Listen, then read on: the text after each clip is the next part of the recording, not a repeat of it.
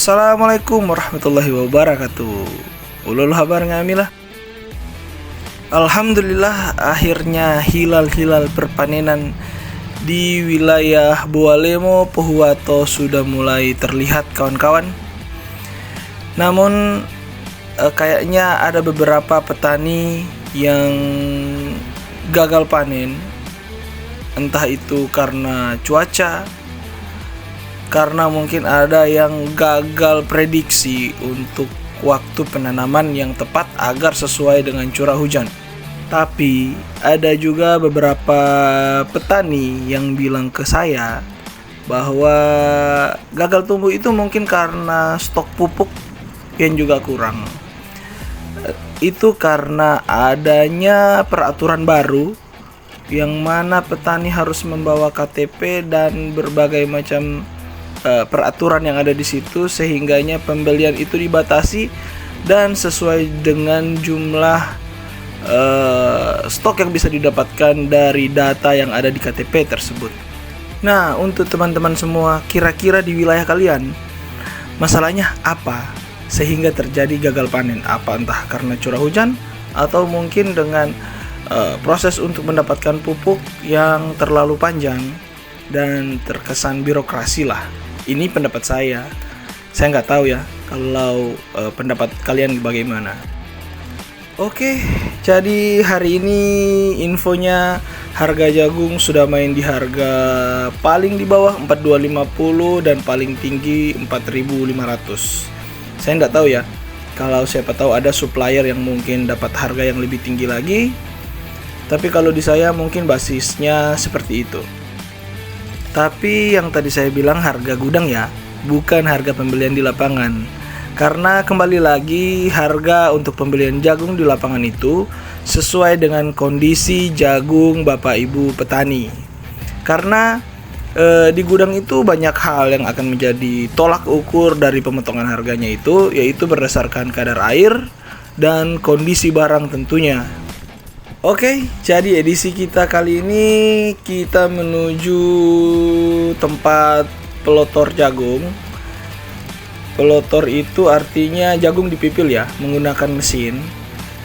Mungkin bagi teman-teman yang tidak paham dengan istilah saya, jadi pelotor itu jagungnya dipipil menggunakan mesin lotor, atau biasa dibilang didores atau di rontok. Ya, itu sama saja. Itu istilah-istilah yang dipakai di daerah saya. Nah, teman-teman, ini salah satu contoh tanaman jagung yang kena matahari. Artinya curah hujan yang didapatkan tidak sesuai dengan kebutuhannya, sehingganya dia menjadi layu, keriput, dan ya. Tapi ada tapinya. Alhamdulillah untuk petani jagung itu sekalah-kalahnya tetap akan ada hasil. Mungkin beda dengan petani-petani sawah yang kalau mati ya mungkin sangat susah untuk mendapatkan hasilnya kembali. Itu sih informasi yang saya dapat dari petani-petani tetua lainnya. Kalau petani jagung itu sekalipun kalah, dia akan tetap ada hasil walaupun hanya 2, 3, 4, 5 karung.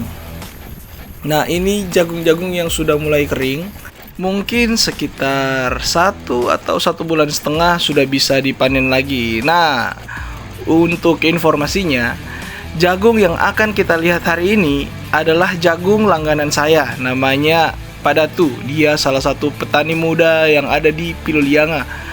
Hasilnya lumayan, tapi jauh dari harapan. Karena kemarin panen lalu, dia punya penghasilan panen itu sekitar 260 tongkol.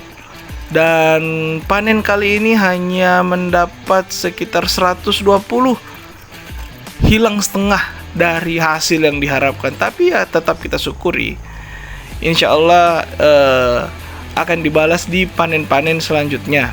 Oke, sedikit lagi kita akan sampai ke tempat pelotoran jagung. Sudah mulai terlihat ya kawan-kawan. Oke, saatnya kita mengecek kondisi jagung, kadar air berapa, dan kita lihat kondisi barangnya seperti apa. Apakah barangnya mengkilat, kusam, hitam, merah? Aduh, itu ada pasti.